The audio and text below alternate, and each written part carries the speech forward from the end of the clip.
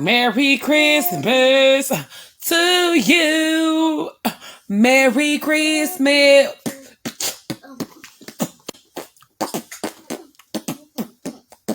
Merry Christmas. Merry Christmas. Period. He said that. Pull out a 20. You said, I just scared her, y'all. She still needs on my land. She still needs breakfast. I love you. I love you.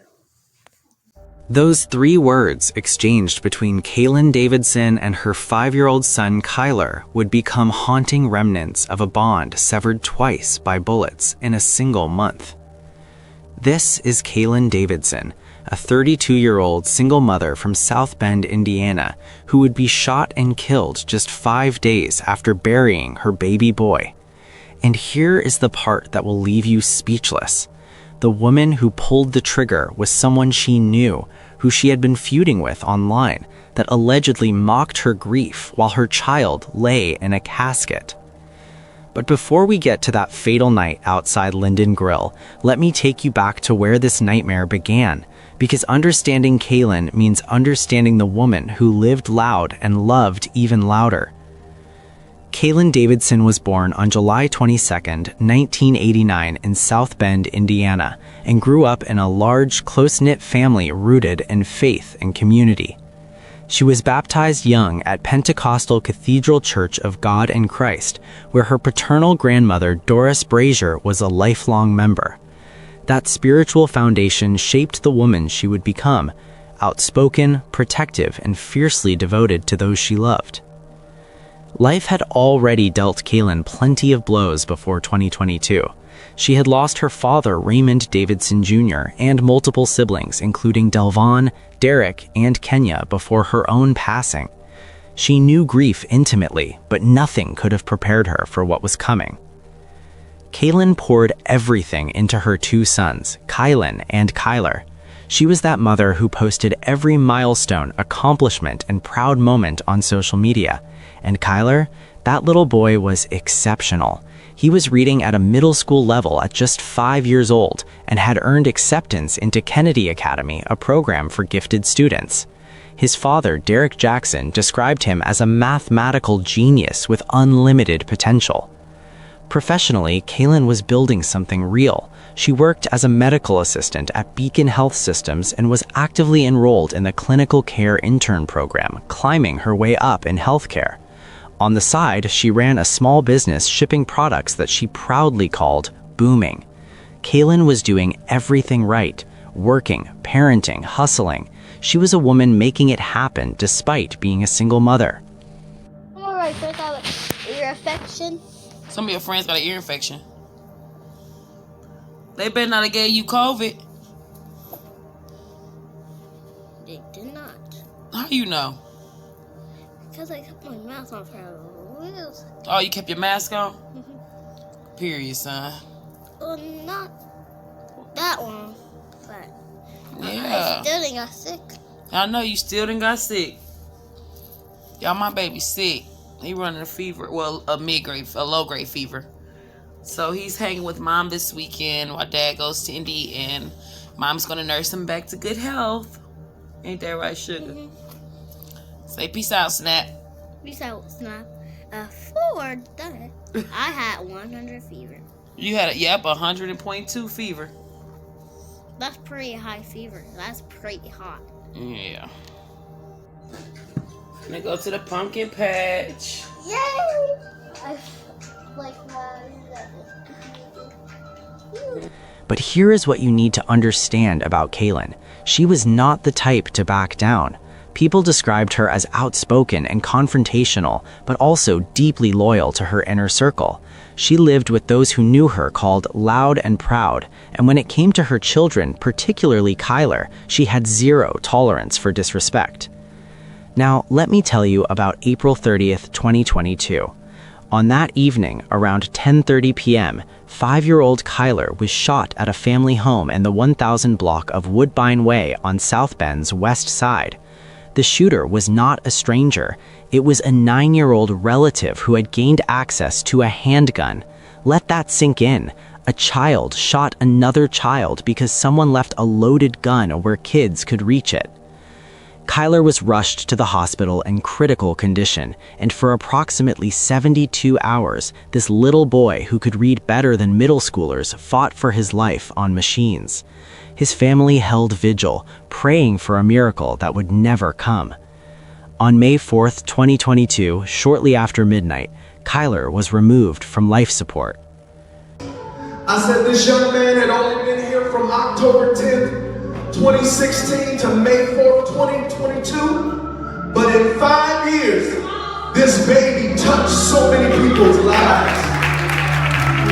That was Pastor Kenneth Lee at Kyler's funeral speaking to a grief-stricken congregation about the impact of a life cut impossibly short.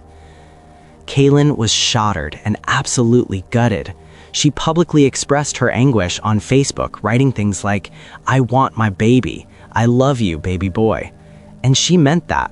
A mother losing her baby boy to a bullet is enough trauma for several lifetimes, but the world was not done with Kaylynn Davidson, not by a long shot. Because while she was drowning in grief, planning her child's funeral and trying to hold the pieces of her broken heart together, something else was brewing on social media. An old beef, a petty online feud with a woman named Kimmery Wright was about to escalate in ways no one could have predicted. According to multiple reports, the conflict between Kaylynn and Kimmery began over a shared video mocking a family member's assault. What started as a Facebook drama spiraled into real-world violence, with claims of mall altercations and ongoing harassment from both sides. And now, with Kaylynn at her most vulnerable, the rumors started flying that Kimmery was allegedly mocking her dead son. Let me be clear, these rumors have never been fully verified, but Kaylynn believed them, and in her emotional state, that belief would drive her to make a decision that cost her everything. On May 12, 2022, exactly 8 days after Kyler passed, his funeral was held at Pentecostal Cathedral Church of God in Christ. It was supposed to be a day of mourning, of closure, of celebrating a little boy's short but meaningful life. The community showed up, and donations poured in through a GoFundMe campaign organized by San Juana Tahina that raised around $7,000 for funeral expenses. I had a sister that was murdered by her boyfriend, who I was his pastor. And I sat on this stage, and my family sat right in that row. And I had to preach my sister's funeral. And a lot of emotions are going through the minds of those that are here. So I want you to know that I'm not speaking from inexperience. I know what it's like to have your mind blown by a situation. Pastor Kenneth Lee, a South Bend native who has served as senior pastor of Kingdom Christian Center since 2001 and was later elected to the Common Council in 2020, stood before that congregation understanding the weight of what this family was carrying. He knew grief, and he tried to offer something, anything, to help them through.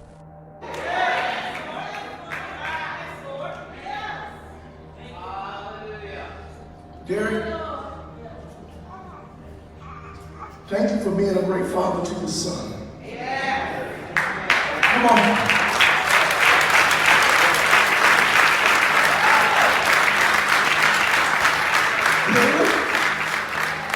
Thank you for being a mother to this son.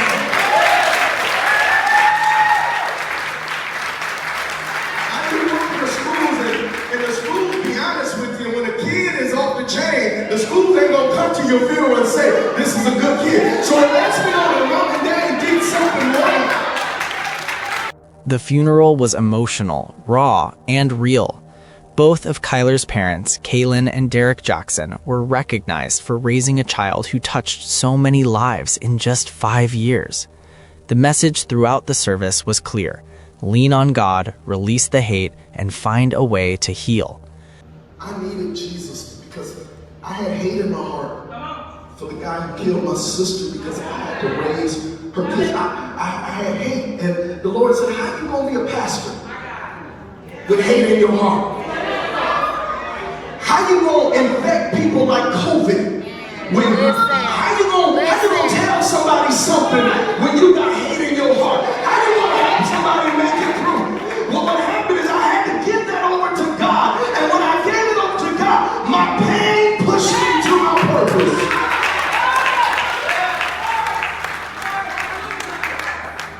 But releasing hate is easier said than done when you are in the depths of grief, and Kaylynn was spiraling. According to reports, she had addressed the online drama in a 30-minute Facebook Live session before the funeral, calling out the disrespect toward her son's memory. She allegedly said things like, rumors circulated that Marie Wright had allegedly vandalized Kyler's street memorial by ripping balloons and scattering candles. Other reports claimed Wright mocked Kaylynn's parenting and called her a bad mom while her child was barely in the ground. Whether true or not, Kaylynn believed these things happened, and that belief was a lit match near gasoline. Then came May 17, 2022. That evening, around 9:45 p.m., Kaylynn learned through social media that Marie Wright was at Linden Grill, a restaurant at 118 South Michigan Street in downtown South Bend. She made a choice and went there. What happened next was captured on surveillance video and detailed in charging documents filed by the St. Joseph County Prosecutor's Office. Kaylynn entered the restaurant, approached Marie Wright, and struck her in the jaw. A fight erupted involving multiple people and chaos spread through the restaurant. Eventually, the brawl was broken up and Kaylynn, along with others, began fleeing toward the exit. This is where things turned deadly. According to prosecutors, as Kaylynn ran away, Marie Wright followed her to the exit, drew a legally carried handgun, and fired multiple shots. Kaylynn was hit while running, and she collapsed outside the restaurant. Loved ones are mourning the loss of 32-year-old Kaylynn Davidson. When you get that call that a loved one is dead, or that a loved one is at the hospital, or that a tragedy has happened, it's a lot of emotion. It comes after the South Bend mother was shot outside a restaurant in the heart of downtown last night. Davidson made it to the hospital, but did not survive. There by her loved one's side, Councilman Pastor Kenneth Lee. To get that call and to be there on the scene and to comfort those individuals. This is a tragedy for our city because violence is a disease. Even more heartbreaking, Lee says this is the second death in the family in the last 2 weeks. The first death, believe it or not, Davidson's 5-year-old son, Kyler. In the last hour, we've learned more about 2 children involved in a shooting Saturday night in South Bend. You may remember him, but little Kyler was shot after an accidental shooting in South Bend back on May 1st and then died 3 days later. His funeral, led by Pastor Lee, just 6 days ago. They've had 3 tragedies. 3 tragedies. Kyler, the boy the nephew, and now Kyler's mom. This is tragic. Lee says the only way the city can move forward is for the community to come together before yet another life is taken to gun violence. Every person has to look within themselves and ask themselves, am I bitter or am I better? And if I want to be better, then I got to do the work in order to get myself in a better situation, a better mindset, a better life. If we can't live for our children and raise our children, then what else do we have? Powerful message there from Kenneth Lee, and it's messages like those that we continue to hear from community leaders across the city. And Murray and Lauren, I can't stress enough, it's the fourth homicide in the last 6 days. How many more is it going to take until we see some change? We're just going to have to wait and find out. Hopefully, it's sooner rather than later. Guys, back to you. Officers stationed nearby heard 4 or 5 gunshots and responded immediately. They found Kaylynn critically wounded. She was rushed to Memorial Hospital but succumbed to her injuries shortly after. Just like that, Kaylynn Davidson was gone, killed over Facebook beef that spiraled completely out of control. Marie Wright did not flee. She walked back inside the restaurant with the weapon and was arrested without incident early on May 18th. This shooting marked South Bend's 9th homicide of 2022 and the 4th in just 6 days. The legal proceedings that followed would take over a year to resolve. On May 19, 2022, Kima Wright was formally charged with murder, a level 1 felony carrying 45 to 65 years, and voluntary manslaughter, a level 2 felony with 10 to 30 years. She was held without bond. The probable cause affidavit made one thing crystal clear. The prosecutor's office determined that while Kaylynn may have initiated the physical altercation, the shooting was not justifiable self-defense because Kaylynn was running away when she was shot. She posed no imminent threat when those bullets hit her. We have new information on a woman accused in a deadly shooting outside the Linden Grill. The trial for Kamari Wright has been rescheduled.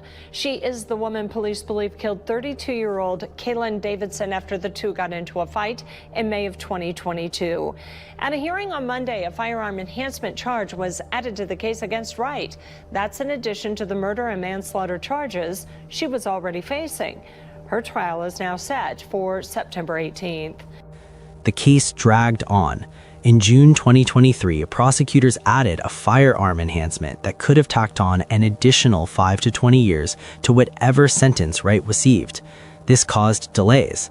The trial was pushed from June 2023 to September, then again to November. Finally, in early November 2023, Kima Wright stood before a jury. The evidence was overwhelming. Surveillance footage showing the sequence of events, witness testimonies, and the recovered handgun. Prosecutors argued that Wright intentionally pursued a fleeing woman and fired. The defense likely argued self-defense or sudden heat, pointing to the history of harassment between the two women. On November 3, 2023, the jury delivered its verdict. We are following breaking news just into our newsroom in the 4 o'clock hour, in the last hour from the St. Joseph County Courthouse. 27-year-old Kamari Wright was just found guilty of voluntary manslaughter in the shooting death of 32-year-old Kaylynn Davidson. So here's her photo. The shooting happened last year. Prosecutors originally charged her with murder and voluntary manslaughter. According to court paperwork, prosecutors say Wright killed Davidson after they got into a fight at Linden Grill. They say Davidson was running away when Wright shot her. Davidson was the mother of a 5-year-old who was accidentally shot and killed a month prior to this shooting. And we're just learning a jury did not apply a firearm enhancement to the guilty charge. By the way, Wright's sentencing hearing is set for December 4th. Guilty of voluntary manslaughter. The murder charge was dismissed and the firearm enhancement was not applied. The jury acknowledged there was provocation, but they also acknowledged that shooting a fleeing woman in the back is not self-defense. On December 4th, 2023, Kima Wright was sentenced to 10 years in the Indiana Department of Correction. But here is what haunts me about this case. This was not some random act of violence between strangers. These were two women who knew each other, whose beef started over something as trivial as a shared video mocking someone getting assaulted. It escalated through subliminal posts, alleged mall fights, rumors, and screenshots. Social media turned a petty disagreement into a death sentence. And this case is not an isolated incident. Let me tell you about Ajike Owens, because her story carries haunting similarities to Kaylynn's. Ajike, who went by AJ, was a 35-year-old black mother of 4 living in Ocala, Florida on June 2, 2023, just over a year after Kaylynn was killed. AJ was shot through a closed door by her white neighbor, Susan Lorenz, after an ongoing dispute about her children playing in a shared grassy area near their apartments. The feud between Ajike and Lorenz had been brewing since January 2021, with at least 6 documented police calls involving complaints about her kids playing.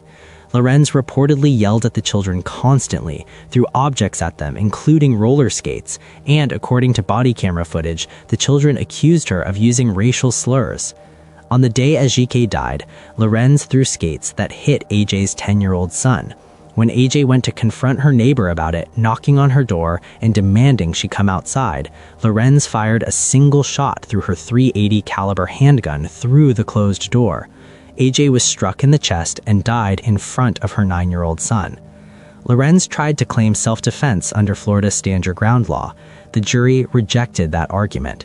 The woman at the center of a fatal neighborhood feud shooting is under arrest today. 58-year-old Susan Lorenz is charged with manslaughter in the death of her neighbor, mother of 4, AJ Owens.